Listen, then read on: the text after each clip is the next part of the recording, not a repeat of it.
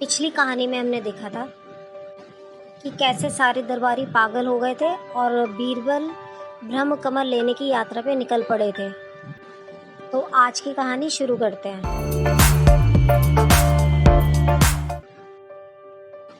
बीरबल कुछ सिपाहियों को लेकर अपने साथ हिमालय की घाटी की ओर निकल पड़े, जहाँ का पता आम्रपाली ने बताया था।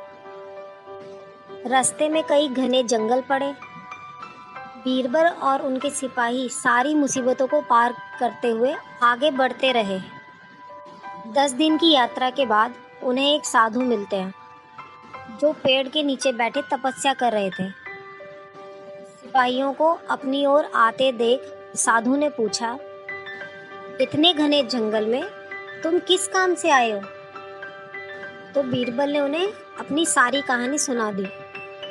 तो साधु ने बताया कि ये बात सच है कि ब्रह्म कमल की रक्षा एक राक्षस करता है, किंतु उस राक्षस से तुम चतुराई से जीत सकते हो, ताकत से नहीं। तो उससे तुम युद्ध मत करना। साधु से आशीर्वाद लेकर बीरबल आगे चले जाते हैं। जंगल और घना हो गया। तभी उस राक्षस के सेवकों ने बीरबल और उसके सिपाहियों को पकड़ लिया और पूछा, तुम यहाँ क्या करने आए हो? तो बीरबल ने कहा, हम उस महान राक्षस राजा से मिलने आए हैं, जिनकी बुद्धिमानी का चर्चा दूर दूर तक है। ये सुनकर बीरबल को उस राक्षस के पास ले जाया गया। बीरबल ने सिपाहियों को वहीं छोड़ दिया और बीरबल अकेले उस राक्षस से मिलने चले गए। राक्षस बहुत विशाल था। पहले तो देख के बीरबल को बहुत डर लगा, किंतु उन्होंने अपने आप को संभाला और कहा, जय हो राक्षस राज की जय हो। आपके दर्शन पा लिए मेरा तो जीवन ही धन्य हो गया। ये सुन के राक्षस तो बहुत ही खुश हो गया।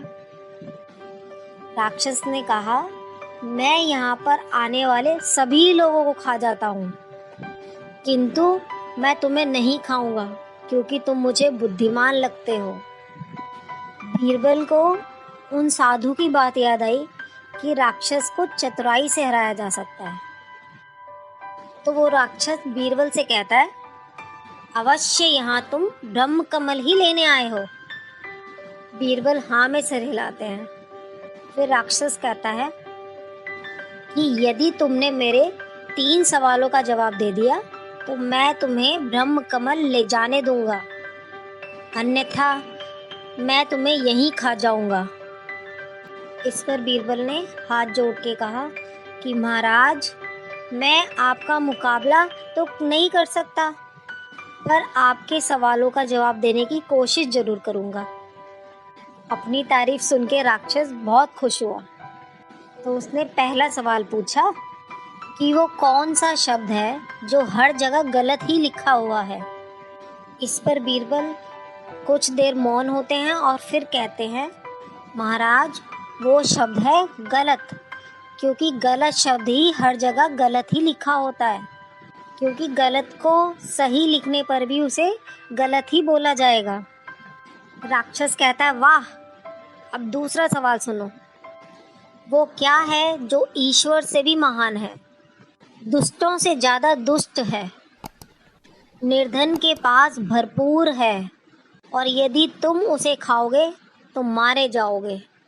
तो बीरबल कुछ देर विचार करने के बाद कहते हैं, महाराज, इसका जवाब है कुछ नहीं, यानी ईश्वर से महान कुछ नहीं है, दुष्ट से ज़्यादा दुष्ट कुछ नहीं है, निर्धन व्यक्ति के पास कुछ नहीं है, और यदि मैं कुछ नहीं खाऊंगा तो मारा जाऊंगा। तो जवाब है कुछ नहीं। इस पे राक्षस खुश होता है और कहता है, बहुत बढ़िया, अब तीसरा सवाल सुनो। वो क्या है जो सदैव आता रहता है किंतु कभी आ नहीं पाता? इस पे बीरबल कुछ देर मौन रहते हैं और फिर कहते हैं, महाराज, इसका जवाब है कल। कल जो सदैव आता रहता है किंतु कभी आ नहीं पाता, क्योंकि आते ही वो आज हो जाता है। इस पर राक्षस बहुत खुश हुआ और उसने बीरबल को ब्रह्म कमल दे दिया। बीरबल ब्रह्म कमल लेकर अपने सिपाहियों के साथ अपने राज्य वापस लौट आए। राजवैद्य ने ब्रह्म कमल का काढ़ा बनाया और सारे दरबारी ठीक हो गए। एक बार फिर महाराज ने बीरबल की बुद्धिमानी की बहुत प्रशंसा करी और बहुत सारा इनाम भी दिया।